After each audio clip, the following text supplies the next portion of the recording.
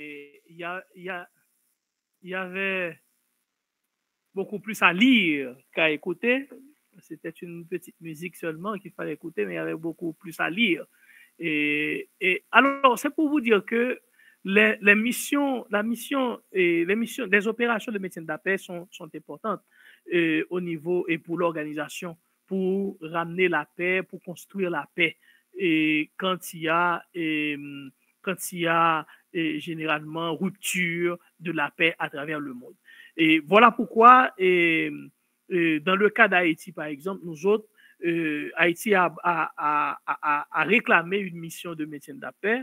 Bon, bien entendu, nos dirigeants, on leur a fait tourner en rond. Et moi, c'est ma conviction, cette mission que nous avons là n'est pas je dirais, n'est pas adaptée à la situation que nous vivons. Si les États-Unis, les Nations Unies veulent bien nous aider, effectivement, à résoudre le problème, c'est une mission de maintien de la paix qu'il faudrait envoyer en Haïti, non pas une mission de soutien à la sécurité.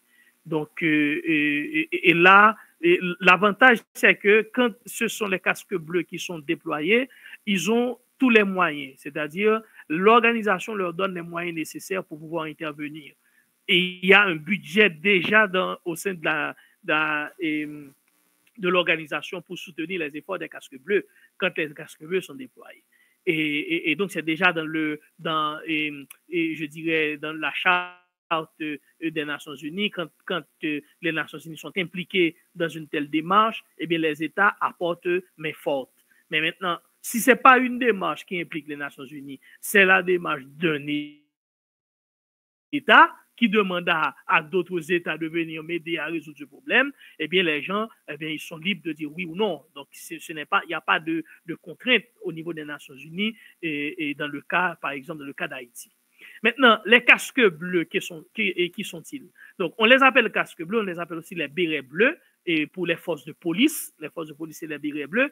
Et si vous constatez la force multinationale que nous avons ici en Haïti, qui soi-disant c'était une force de police, c'est un appui à la police, ils ne portent pas les bérets bleus.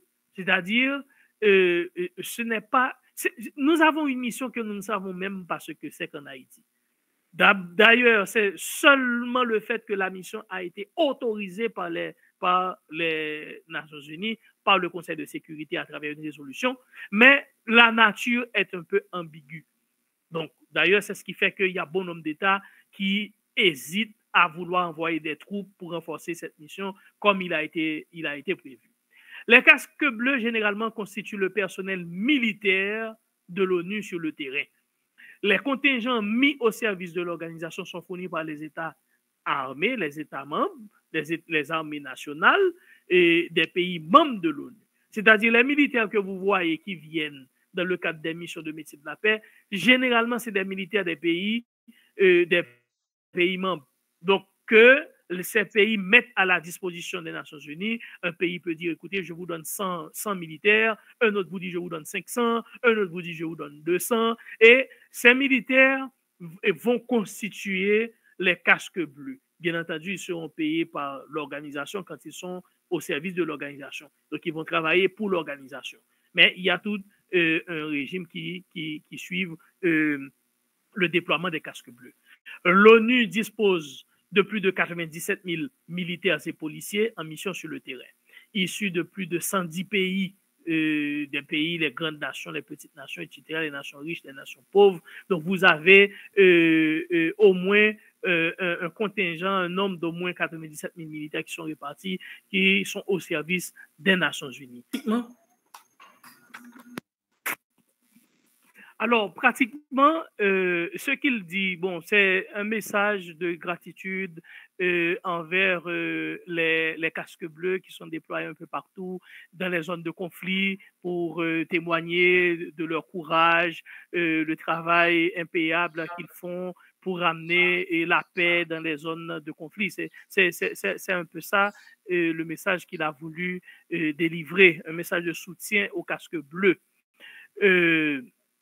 Alors, les missions, les casques bleus, la mission qui leur est chère au casque bleu est d'abord de surveiller une frontière contestée.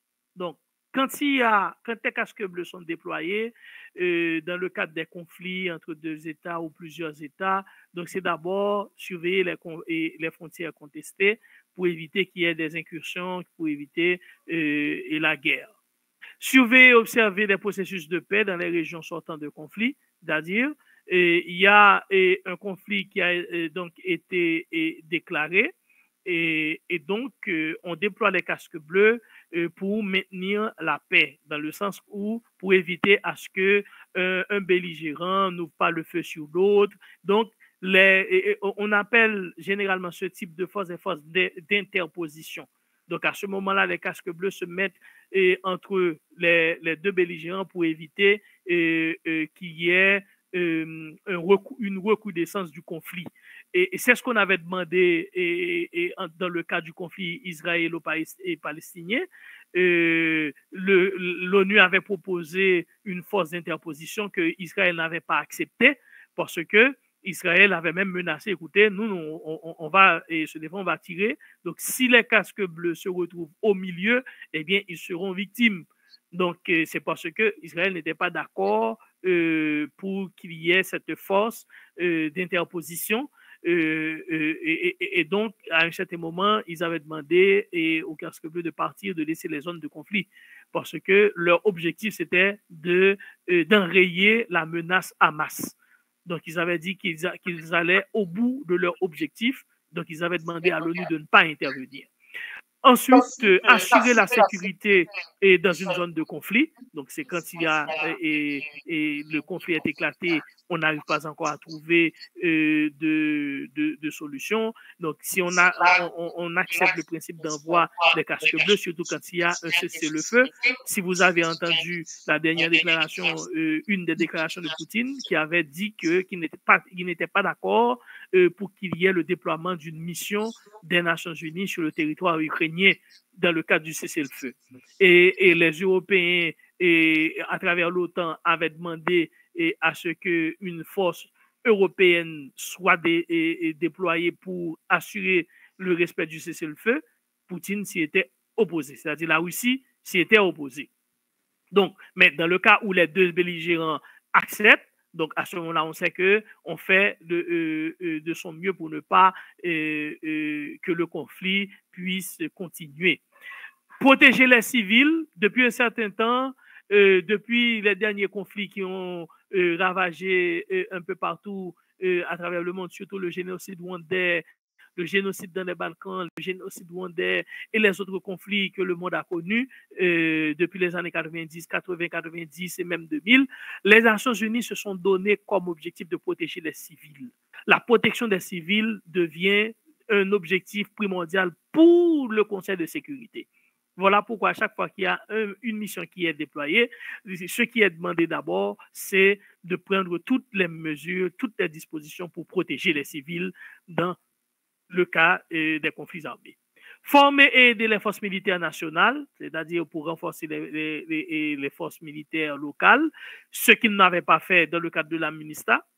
La MINUSTAH, avant de partir, aurait dû préparer une force alternative, sachant qu'ils allaient se désengager. Il fallait qu'il y ait une force. Moi, dans mes écrits, je l'ai dit, et c'est l'une des erreurs que la MINUSTAH avait commises, que nous sommes en train de payer aujourd'hui. Ils sont partis et ils n'avaient pas laissé une force de substitution.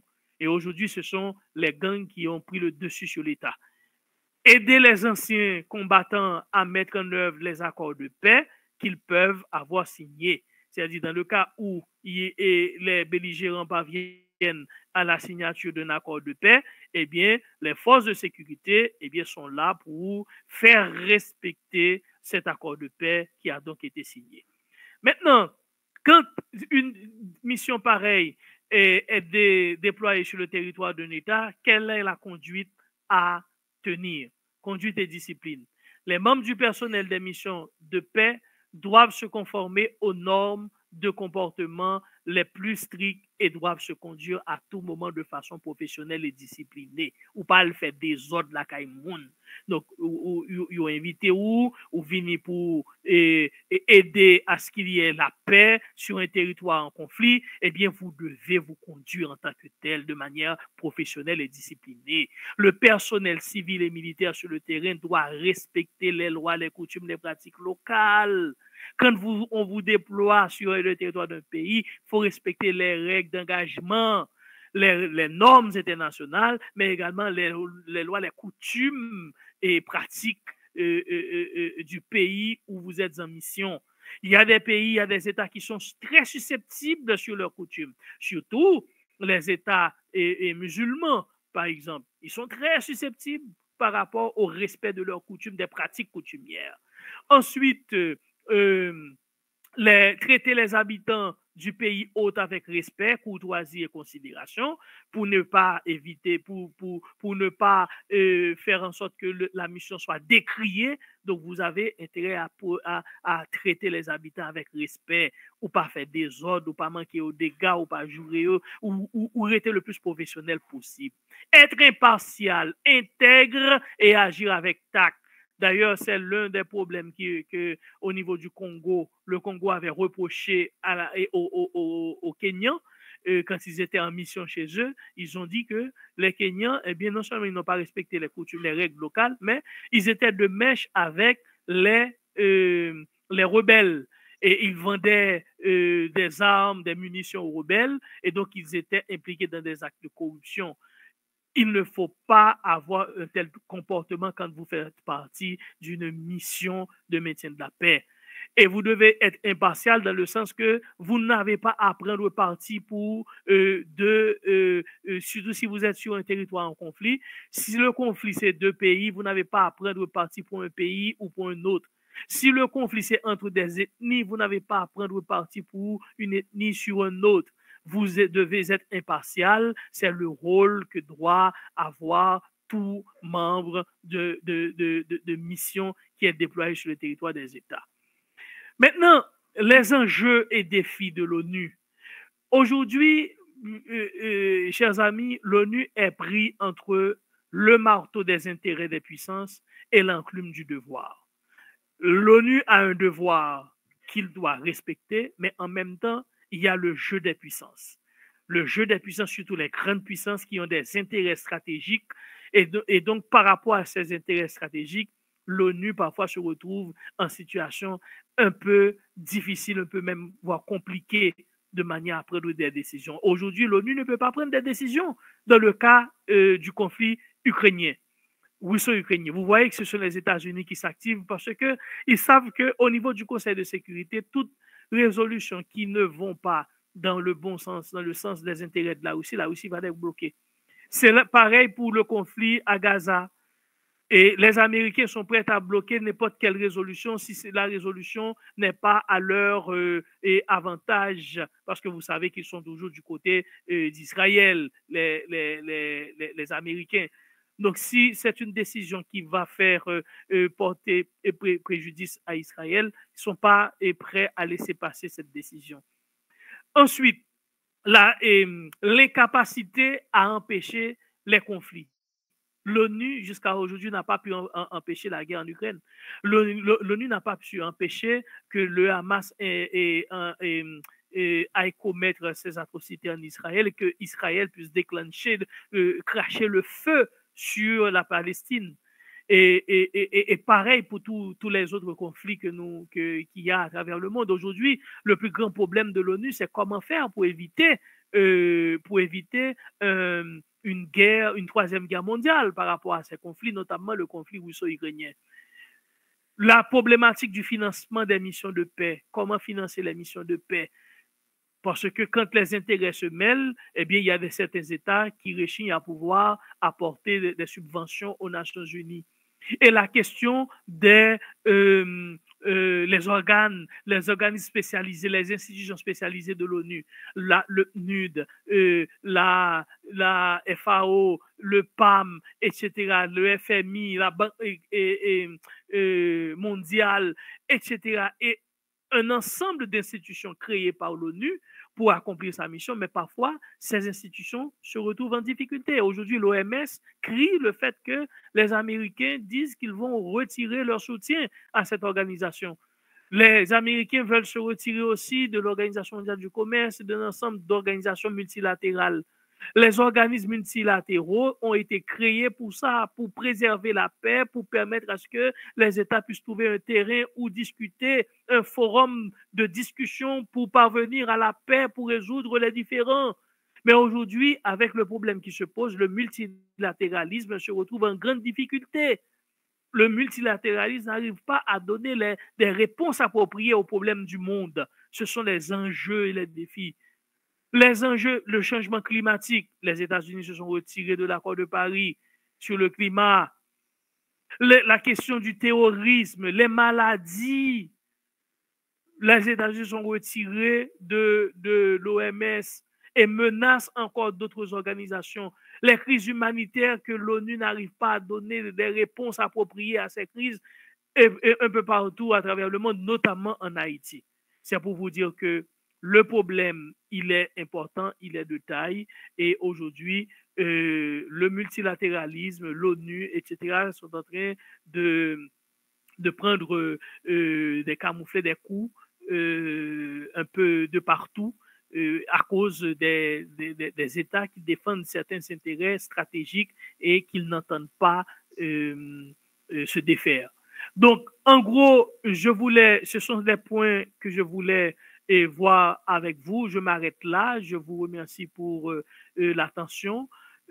Si vous avez des questions, eh bien, on a encore peut-être une vingtaine de minutes pour un petit débat pour répondre à quelques questions et puis après pour vous laisser aller et vous coucher, aller faire autre chose, mettre un terme à cette soirée de partage et de discussion autour d'un sujet aussi passionnant qu'est l'Organisation des Nations Unies. Merci beaucoup.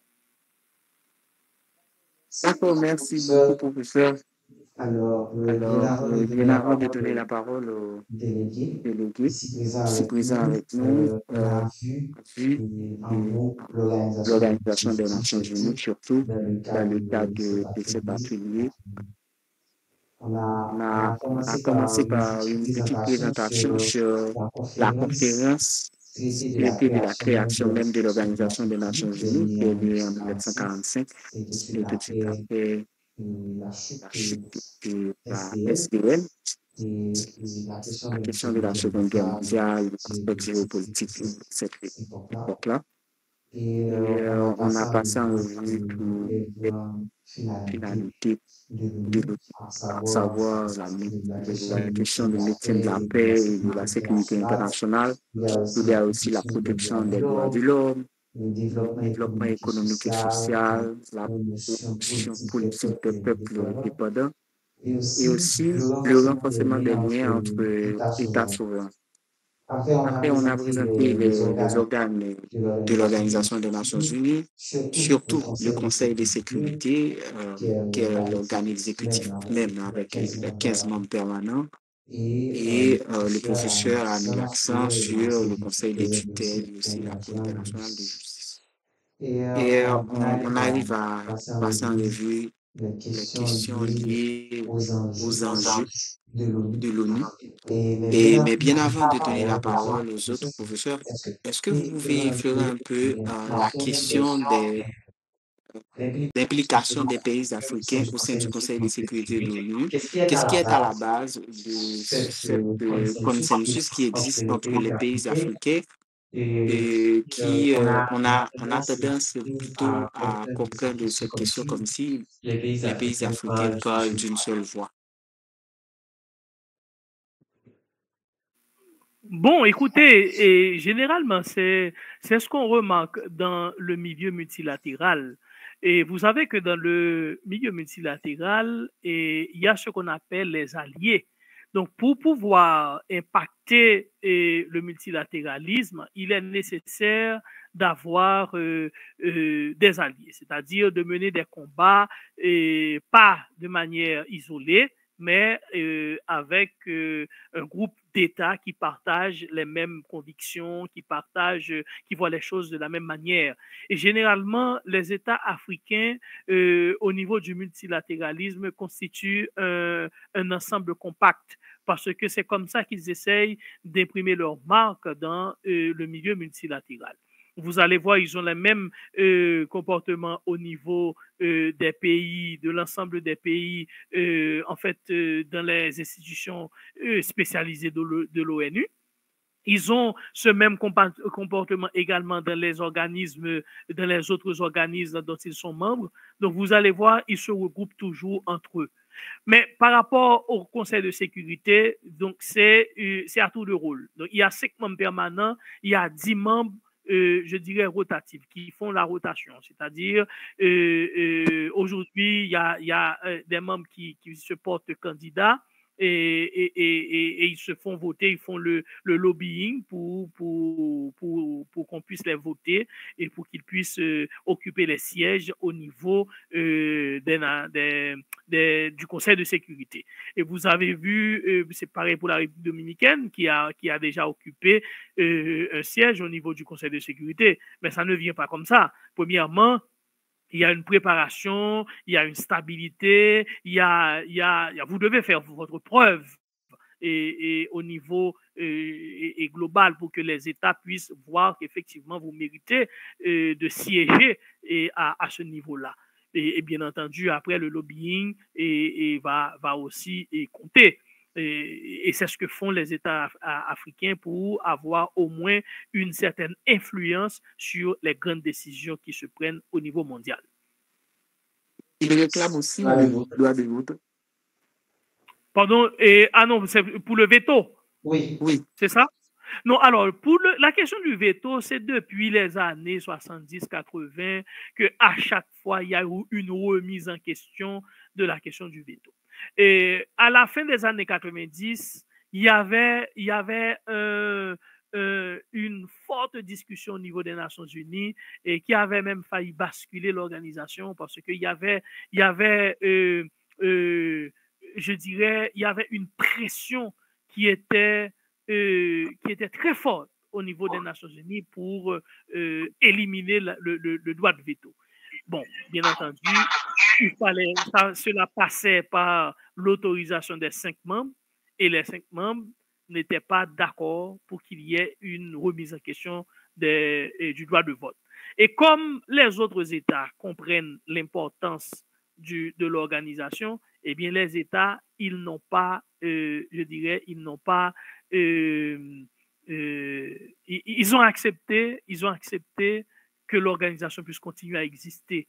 Et ils ont décidé de faire retrait et d'abaisser la tension qui montait par rapport à la question de droit de veto quand ils ont vu que les États qui disposaient de ce droit n'étaient pas d'accord pour s'en défaire. Donc, à la fin, on a laissé tomber. Bon, la lutte, bien entendu, continue, mais pas avec la même intensité.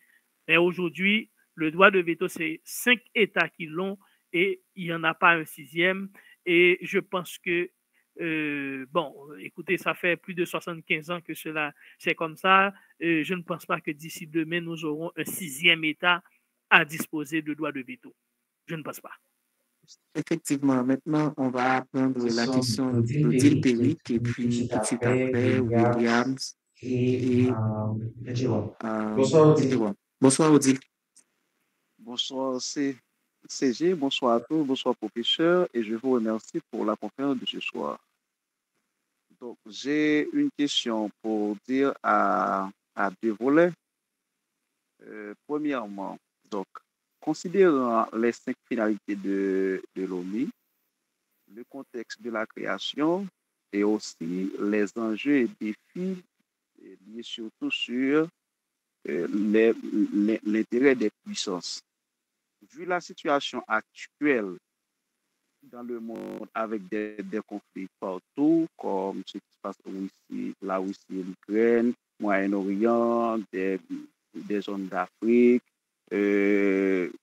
la Syrie et la Turquie, Pakistan et Inde, pour ne citer que cela, n'aurions-nous n'aurions-nous pas raison d'avoir peur pour une troisième guerre mondiale, entraînant même la disparition de l'humanité?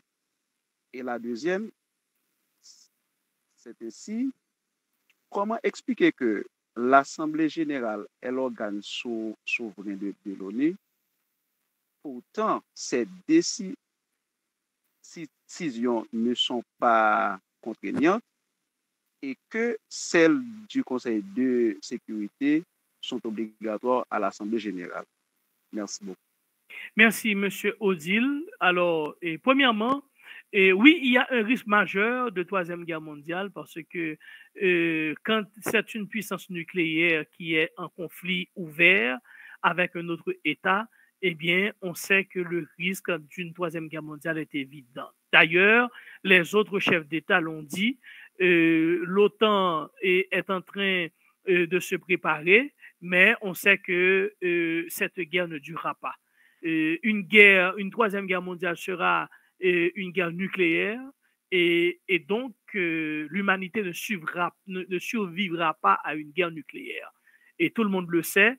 Bien entendu, selon les prévisions de certains experts, il y a des dispositions qui sont prises pour que l'humanité continue d'exister après le conflit nucléaire.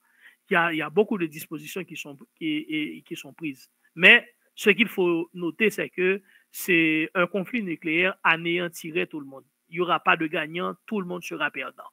Tout le monde sera perdant. Et voilà pourquoi, jusqu'à aujourd'hui, on essaie d'éviter le conflit nucléaire.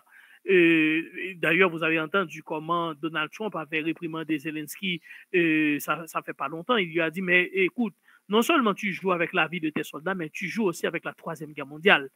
Et quand c'est un État nucléaire qui le dit, il sait ce qu'il dit.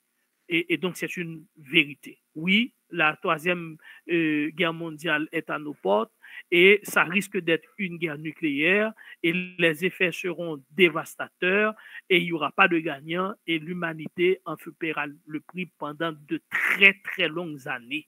Et voilà pourquoi on fait tout pour l'éviter.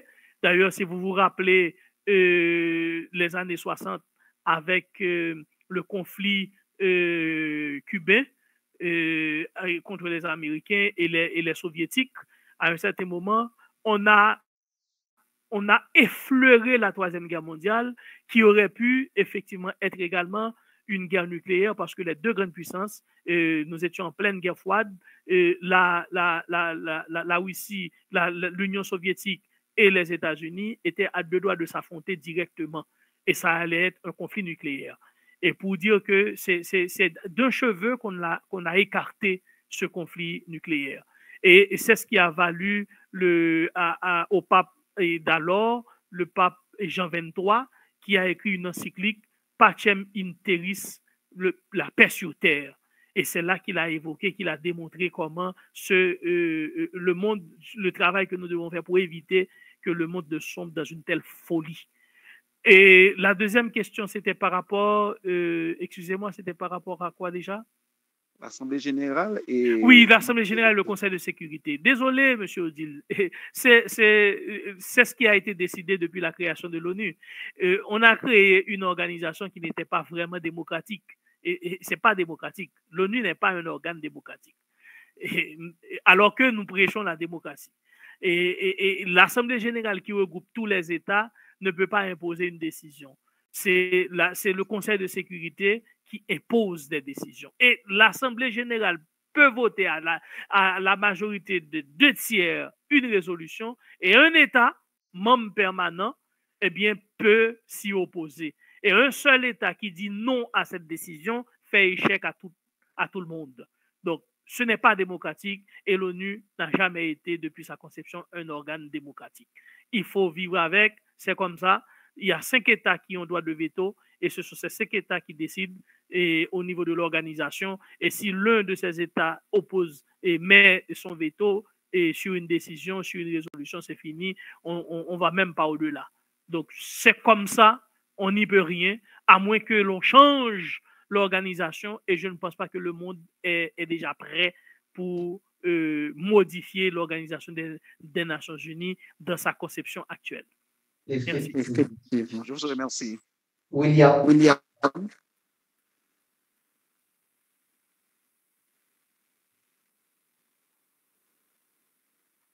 William Kervin Jr. William Kervin Jr.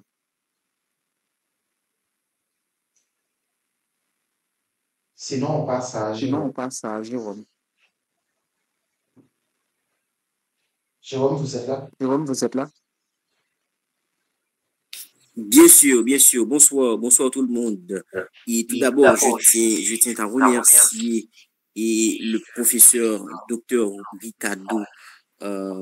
Ricardo Augustin, justement pour la présentation. Et justement, ça m'a beaucoup appris. Donc, justement, j'ai beaucoup appris grâce à cette présentation. Donc, justement, je voudrais dire, bon, à l'occasion surtout, et du bicentenaire de l'ordonnance et bon par laquelle le roi de France Charles X donc a contraint Haïti à indemniser les colons esclavagistes expropriés pendant la guerre d'indépendance. Je souhaiterais de poser cette question et surtout tout à l'heure nous venons donc de voir et la position de la France surtout grâce au droit de veto. Donc, et je voulais savoir, et professeur, comment pouvons-nous et justement et envisager une reconnaissance internationale et voir une réparation officielle pour la double dette imposée à Haïti par la France, sachant que la France dispose du droit de veto au Conseil de sécurité de l'ONU et ce qui pourrait freiner toute initiative contraignante. Donc, et ça c'est la première question. Et la seconde, c'est bien par rapport à l'éventualité. Donc, vous venez de parler de l'éventuelle troisième guerre mondiale. Donc, je voulais savoir et réellement comment est-ce que les Nations Unies peuvent améliorer l'efficacité de leur intervention dans les conflits modernes tout en respectant pleinement la souveraineté des États membres. Merci beaucoup. Alors, merci, Monsieur Fritz Schneider, pour la question. Et par rapport à la double dette, la question soulevée par Haïti, et c'est une affaire entre deux États. Ça ne fait pas l'objet de débat au niveau du Conseil de sécurité ni au niveau des Nations Unies. Donc, jusqu'à aujourd'hui, ce sont deux États qui ont une question qui les concerne. Ils sont en train de débattre de la question et donc, ça ne concerne jusqu'au présent moment que ces deux États-là. Donc, quand la question, si et seulement si la question devait être portée par devant les Nations Unies ou par devant le Conseil de sécurité, ce serait un autre débat. Mais là, nous ne sommes pas encore là. Ce n'est pas un conflit qui est éclaté entre les deux États, entre Haïti et la France. C'est une question de mémoire. Haïti soulève une question, demande réparation d'un tort qui a été causé il y a de cela plusieurs années, depuis le temps de l'esclavage, après l'indépendance, et 165 ans de cela. Et donc, ceci ne fait pas l'objet de débat au niveau des Nations Unies. Et la question de veto n'a rien à voir avec la réclamation d'Haïti de la dette, de la rançon de l'indépendance. Ça n'a rien à voir. Maintenant, les deux États vont s'asseoir pour discuter, pour trouver les voies et moyens pour résoudre le problème. Mais tant que le problème ne se dégénère pas en conflit pour et menacer la paix et la sécurité internationale, ceci reste de la dépend des deux États de voir comment ils vont résoudre le différend. Et jusqu'à présent, on ne peut même pas encore parler vraiment de différend. On parle de demande qui a été faite et la demande est en examen. Et pas, il est vrai, pas trop importants ont été faits du côté de la France, mais on espère que le bon droit triomphera et que Haïti aura gain de cause. Mais jusqu'à présent, nous ne sommes pas, ce dossier n'est pas porté par devant l'ONU ni par devant le Conseil de sécurité.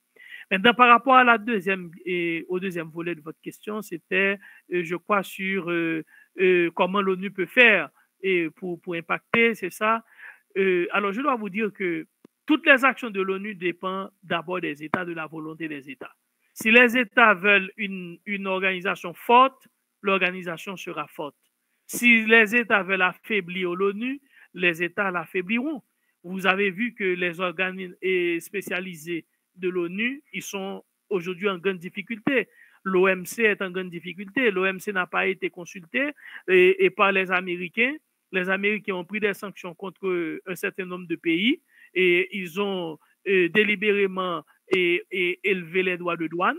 Et les pays n'ont pas saisi l'organisation pour poser le problème. Et donc, ils ont exclu la question multilatérale. Ils préfèrent régler ça de manière bilatérale. Et donc, la Chine a aussi fait augmenter ses tarifs. Le Canada a fait de même. Le Mexique a fait de même. Chacun a fait de même. Personne n'a été voir l'Organisation mondiale du commerce pour porter plainte et pour forcer l'organisation à prendre une décision contre les États-Unis. Et ça, c'est ce qui affaiblit les organisations.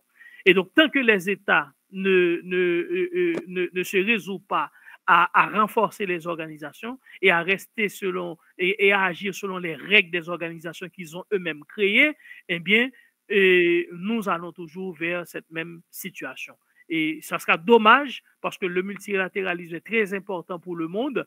Et si nous devons nous en défaire, si nous devons connaître si le multilatéralisme devrait connaître autant de difficultés, certaines organisations probablement cesseront d'exister et ça va ouvrir la voie à des guerres incessantes, à des conflits qui pourront amener l'humanité à vivre des expériences encore traumatisantes comme par le passé. Merci. Une autre question. D'accord, une petite précision. Maintenant, on va écouter une voix féminine. Stéphanie, Moïse, vous êtes là? Oui, je suis là. Allô? Oui. Oui, en fait, ma question se dirige beaucoup plus vers les BRICS. En fait, je voulais... merci déjà au professeur Ricardo Augustin pour cette si belle conférence. Je voulais en fait parler des BRICS et face à l'ONU, parce qu'on sait depuis la création de l'ONU en 1945, cette organisation est devenue le pilier central du multilatéralisme, c'est-à-dire elle est devenue le pilier central de la coopération entre les différents États pour résoudre les problèmes internationaux mondiaux. Maintenant, avec l'émergence des BRICS et même l'expansion de BRICS+, on voit que le nombre croissant d'États estime que l'ordre international actuel ne reflète pas les actualités politiques.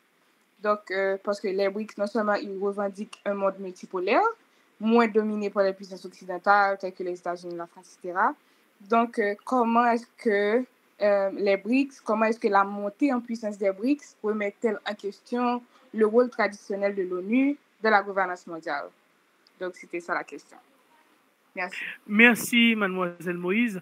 Alors, les BRICS, c'est ce que je peux appeler une organisation internationale non déterminée d'un point de vue géographique.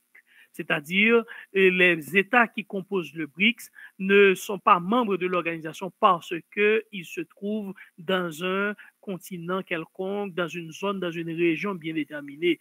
Donc, ils sont de régions, de zones différentes, mais ils font partie de cette organisation.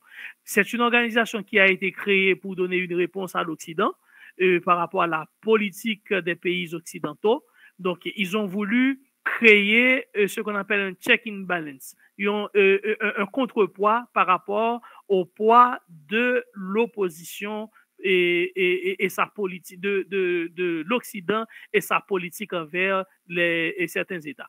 Donc, ils ont voulu eux-mêmes créer une alternative à l'Occident. Ils ont créé les BRICS, le Brésil, l'Inde, la Russie, l'Afrique du Sud, etc. Ils se sont réunis et ils ont donné naissance à cette organisation qui aujourd'hui est en passe de devenir une organisation importante dans la mesure qu'il y a beaucoup d'États, notamment des États africains et d'autres régions qui demandent de s'adhérer aux BRICS, c'est-à-dire à ce courant qui prône effectivement, comme vous l'avez dit, un monde multipolaire. Ça veut dire que les gens ne tolèrent plus que ce soit l'Occident à dicter ses règles, que ce soit les États-Unis à imposer ses décisions. Donc, ils veulent contrebalancer ce pouvoir de l'Occident. C'est à bon droit. L'ONU, tant qu'il n'y a pas conflit, tant que cette décision ne remet pas en question l'équilibre mondial ou encore, ou plus, la sécurité, la paix, la sécurité internationale, tant que cela ne compromet pas la mission de l'ONU, eh bien l'ONU n'a pas à empêcher à ce qu'une organisation internationale puisse se créer. Au contraire, c'est donner plus d'impulsion au multilatéralisme. Si les États peuvent se mettre ensemble pour discuter, c'est une bonne chose. Maintenant, c'est est-ce que ceci va constituer une menace à la paix et à la sécurité internationale? Jusqu'à présent, on n'en est pas encore là. Donc, ce qui signifie que les BRICS vont exister. Probablement, l'Occident va se renforcer pour faire face aux BRICS, mais ça va rester jusqu'à aujourd'hui dans le domaine de la question de l'exploitation des ressources naturelles et dans le commerce, dans les questions financières, économiques et le développement des peuples. Ça va rester dans ce domaine-là. Mais ça ne va pas, tant que ça ne dégénère pas en conflit, eh bien, il n'y a aucun problème. L'ONU ne va pas intervenir et n'attendez pas que l'ONU va prendre une décision pour empêcher à ce que les BRICS puissent continuer à évoluer de cette manière. Non, pas du tout. L'ONU ne va pas se prononcer. Et la seule chose, l'ONU va rester attentive au développement de ces coopérations. Et si ces coopérations seront et viendront compromettre la paix et la sécurité, à ce moment-là, l'ONU aura quelque chose à dire.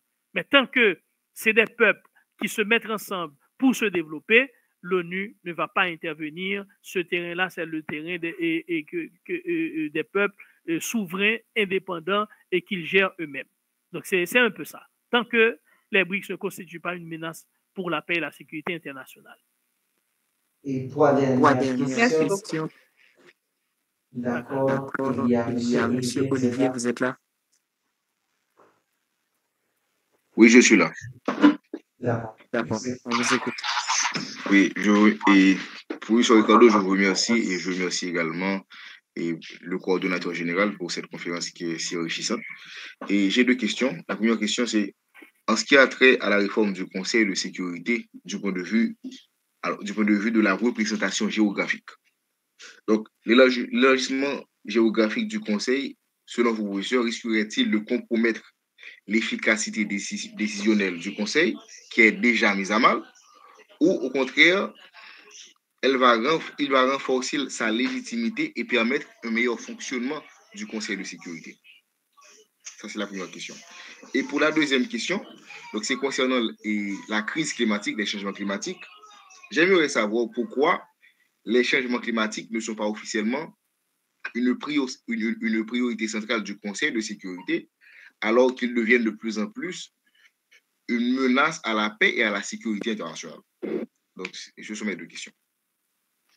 Merci beaucoup, M. Olivier. Alors, je dois vous dire que une réforme du Conseil de sécurité, bon, dépendamment de la nature de la réforme, je ne pense pas que ça va contribuer un obstacle à l'efficacité du Conseil. Le Conseil va continuer à exister comme ça. D'ailleurs, auparavant, il y avait 5 membres. Après, ils ont accepté qu'il y ait 10 membres et de plus qui viennent, et avec cet élargissement à 10, ça a permis à ce que plusieurs États puissent rentrer et faire partie du Conseil de sécurité à tour de rôle. Donc, et ceci n'a pas gêné, n'a pas empêché à l'efficacité, au bon fonctionnement du Conseil de sécurité. Donc, ça va continuer à être comme ça. Maintenant, par rapport à votre deuxième question sur, c'était sur quoi déjà sur les changements climatiques qui ne sont oui, pas les changements climatiques. C'est une question d'intérêt stratégique des États. Les États-Unis se sont retirés de l'accord de Paris sur les changements climatiques, sur les climats, parce qu'ils estiment qu'ils ont besoin de faire des choses, d'exploiter certaines ressources et l'exploitation de ces ressources-là vont avoir un impact sur je dirais, sur les changements climatiques. Donc, ça va provoquer également des changements au niveau de la lutte qui est menée contre le climat sur l'environnement. Donc, ils ne veulent pas être dérangés par rapport à leur participation dans un tel accord sur les changements climatiques. Vous avez vu, Donald Trump tout récemment a signé un document qui permet aux États-Unis d'explorer les fonds marins. Et les organisations qui militent dans le domaine environnemental, ils ont crié à haut sur le baudet parce qu'ils ont dit, écoutez, cette décision-là va mettre la planète en péril parce que ce que les États-Unis veulent faire vont avoir une incidence directe sur l'environnement. Et donc, et c'est là qu'on en est. Les gens, ils veulent pas, au contraire, on veut protéger la planète, on ne veut pas détruire la planète. Donc, ils ont compris que la question de changement climatique, et d'ailleurs, c'est des problèmes qui sont dus à l'action de l'homme. Et donc, voilà pourquoi ils exhortent les États à prendre des mesures qui puissent protéger l'environnement pour ne pas dégrader davantage cet environnement et provoquer des changements lamentables dans le climat. Donc, et nous avons vu récemment ce que ça peut provoquer, les ouragans, les cyclones, les tempêtes, les tremblements de terre, tout ça. Donc, c'est-à-dire, les actions de l'homme causent des problèmes au climat, posent des problèmes à la nature. Donc, voilà pourquoi on exhorte les États à se limiter à certaines choses. Mais les grands États, les États qui ont de grands intérêts, eh bien, ils ne veulent pas réduire sur leur train de vie, ils ne veulent pas, ils veulent rester compétitifs, ils ne veulent pas que d'autres puissances les dépassent. Donc, ça fait qu'ils continuent, nonobstant les recommandations des scientifiques sur la question du climat. Donc, la question, même quand il est porté par devant les plus hautes instances de gouvernance mondiale, notamment le Conseil de sécurité, eh bien, ces États-là, ce sont eux qui mènent la danse. Ils vont freiner. Ils vont toujours freiner. Ils ne vont pas d'accord. Ils ne vont pas être d'accord parce qu'ils savent que ça va leur demander un effort qu'ils ne veulent pas consentir, qu'ils ne veulent pas faire. Donc, ils veulent maintenir leur niveau de vie. Donc, ils veulent continuer à explorer et exploiter les ressources naturelles de la planète, donc au détriment de tout ce que cela peut comporter pour nous. Donc, c'est un peu ça le problème et rien de plus. D'accord, Bob. Alors, quand je parlais de l'élargissement du Conseil de sécurité, je parlais au niveau des sièges permanents. Donc, est-ce qu'un 6e ou 7e siège permanent ne va pas entraver l'efficacité décisionnelle du Conseil de sécurité? Non, c'est même pas ça. Parce que la question n'arrive même pas là. Les 5 membres ne vont pas accepter qu'il y ait un 6e membre permanent. Et ils ont déjà tenté. On a déjà tenté à plusieurs reprises. Ils ont toujours dit non, parce que de toute façon, ils doivent voter. Ils ont toujours apposé leur veto à ça. Alors, j'ai pu voir sur le mandat de Biden et que cette question a été évoquée par l'administration Biden, mais également par la Russie et la Chine. Donc, est-ce que c'est une question de géopolitique pour pouvoir appâter les dirigeants africains, amadouer les dirigeants africains, ou du moins, est-ce que c'est une préoccupation réelle des différents membres permanents du Conseil de sécurité? Avez-vous noté que les 5 membres permanents sont des États nucléaires? Vous l'avez noté? Oui, je l'ai noté. Vous pensez qu'un autre État non nucléaire viendrait à être membre permanent? Si les membres permanents, il va vouloir détenir aussi l'arme atomique. Or, il y a le traité sur la non-prolifération des armes atomiques, la non-prolifération nucléaire. Donc, c'est pour vous dire que ça va être difficile. Donc, les États nucléaires, ce sont eux, au contraire, qui vont, et s'il doit y avoir un 6e membre, qui vont vouloir être ce membre. ce nouveau membre. Là, nous parlons de l'Inde, nous parlons d'Israël, bon, nous parlons du Pakistan, qui sont des États nucléaires, et la Corée du Nord, par exemple.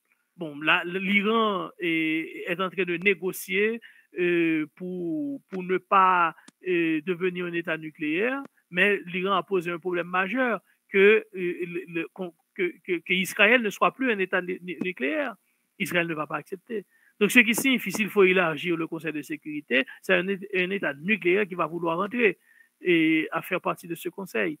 Donc, et vous allez voir que, d'ailleurs, depuis les années 80, on discute de cette question-là. Les 5 États n'ont jamais accepté, que le droit de veto n'existe plus. Ils n'ont pas accepté. 2, ils n'ont pas accepté d'élargir le cercle des 5. Ils se sont mis d'accord au moins sur ça, que nous resterons toujours, nous, 5. Donc, ils ne veulent pas qu'il y ait ils ont préféré élargir à 15, notamment ajouter 10 autres États qui vont s'alterner à tour de rôle, au lieu d'élargir le cercle des 5. Donc, c'est pour vous dire que ce n'est même pas la peine de continuer à discuter là-dessus. Ça ne va pas passer au niveau du Conseil de sécurité. Les gens l'ont compris. Voilà pourquoi on essaie de conduire le débat, la bataille sur d'autres fronts. Ce front-là, c'est fini, c'est fermé. C'est impossible, ça ne va pas se faire. À moins de revirements spectaculaires, mais ce n'est pas évident que cela va se produire. De toute façon, pas d'ici là. D'accord, merci beaucoup, professeur. D'accord, merci. D'accord. D'accord, maintenant on prendra ces 2 questions pour terminer, professeur. Et Rothschild, Jean-Michel et Montima et Jean.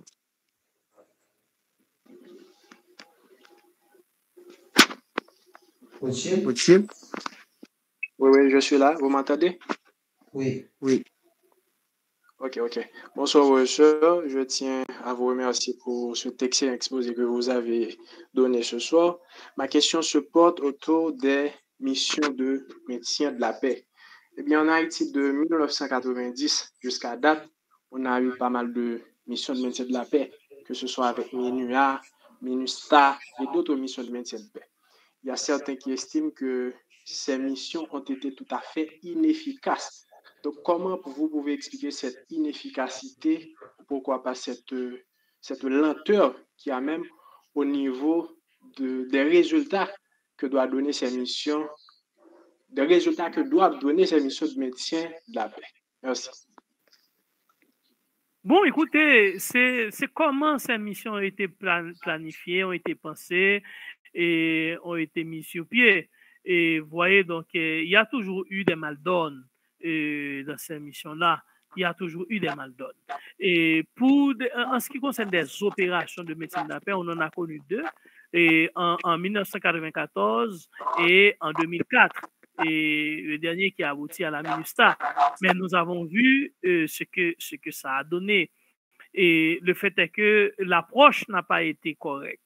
C'est une mission qui était venue, mais qui avait comme finalité de renforcer les institutions locales, notamment les forces de sécurité et de défense. Ils n'ont pas fait ça. Et d'ailleurs, ils ont toujours été contre le président Préval qui avait voulu remobiliser l'armée, alors qu'ils savaient qu'à leur départ, c'est l'armée qui devrait prendre le relais. Donc, ils misaient tout sur la police nationale, alors que la police nationale n'avait ni l'entraînement, ni la capacité nécessaire pour protéger le territoire. Et de fait, voici ce que ça a abouti. Un territoire qui est devenu non seulement un territoire narco, vous voyez, avec le passage de trafic de drogue, et puis également le trafic d'armes, et plein d'armes sont arrivées sur le territoire national, et puis, bon, qui a causé une délinquance, qui a causé une situation de gangstérisation totale du pays. Donc, qui a abouti à cette situation que nous connaissons aujourd'hui, une crise sécuritaire sans pareil. Donc, ils savaient que c'était ça, mais malheureusement, ils ont failli à leur mission. Et dans plusieurs pays, ça arrive. Il y a très peu de cas où les missions de maintien de la paix ont pu effectivement établir la paix. C'est pas toujours. En ex-Yougoslavie, oui. ils ont pu établir la paix et bon, aujourd'hui, il y a encore il y a de petites poudres qui se soulèvent de temps en temps, mais ils ont pu établir la paix. Mais dans de nombreux autres cas, ils n'ont pas pu. Donc, c'est pour vous dire que beaucoup de doctrinaires pensent que les Nations Unies doivent repenser ces missions de maintien de la paix. Et moi-même, dans une réflexion que j'ai faite, qui sortira bientôt, c'est un article scientifique qui va être publié probablement au début du mois de mai. Et quand l'article sera publié, je vous l'enverrai sur tous les réseaux pour que vous puissiez le lire et comprendre un petit peu. Et là, j'ai analysé, j'ai dit pourquoi la MINUSTAH a échoué, les missions de maintien de paix échouent généralement.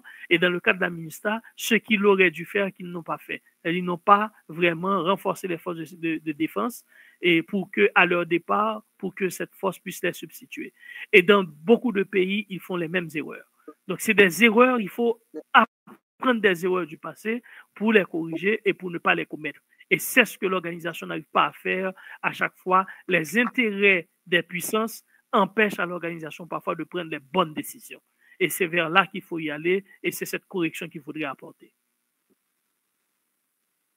D'accord. Et Montima, Richard. D'accord. Bonsoir tout le monde. Merci, professeur, pour cette brillante intervention.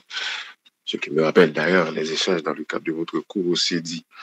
Au fait, question non liée dans le même sens, opération de maintien de paix, bon, que camarade là, il est élaboré, mais moi, rejoins-nous dans démarche ça parce que pour moi, tout, parce que l'ONU, c'est une organisation qui est contradictoire, qui existait déjà dans la formalité création, le cap pour les paix, sécurité, tout ce qui va avec. C'est une organisation qui bâtit son base, qui n'est pas démocratique. Et moi, je pense que je dis à les Nations Unies, une sorte de parlotte par rapport à tout dysfonctionnement, c'est-à-dire mission de maintien de paix, qui, dans l'idéal, entrer dans une démarche pour accompagner l'État qui est en difficulté, il ne pas répondre à la réalité, il ne pas prendre en considération la réalité terrain. Vous avez l'impression que c'est des missions qui sont planifiées aux Nations Unies qui viennent imposer dans un pays qui est en crise. Et pour Get Dust, ouais, c'est des opérations, c'est-à-dire de charme qu'a fait dans la logique qu'il y a des pays qui pas une très forte popularité sur la scène internationale, ils choisissent d'entraîner des contingents pour bailler pays la caillou, ils ont l'autre vision par rapport avec toute dérive qui gagne au niveau de pays ça. Donc moi-même, moi pensais que même j'ai ensemble à voir que l'opération ça va supposer repenser. Ça fait très longtemps que nous avons ça en Haïti. Jusqu'à maintenant, nous là-dedans. Et nous espérons que l'ONU, dans la démarche que la porte prenne pour essayer de consolider l'espace ça qui, malgré toute faillite qui est important, c'est le seul socle de sa et multilatéralisme, pour essayer de changer d'interlocuteur. Parce qu'en Haïti, si n'a pas seulement qu'à ça, Nations Unies, toujours le même discours, avec même monde qui cause des problèmes, et qu'on a l'impression qu'il y a de connivence avec certains hommes politiques de bas étage pour pérenniser une crise qui pourrait permettre que la mission continue, l'argent continue de décaisser et gagner une forme de mainmise sous une situation d'instabilité politique qui a fait payer à pas jamais bouger. Donc, je devrais poser question ça, même devrais faire ajustement ça par rapport avec préoccupation que nous avons sous intégralité mission de PO qui pas forcément réussi depuis le fait, c'est dans très peu de cas. Mais en Haïti, là, depuis quelques temps, nous avons dormi, levé des missions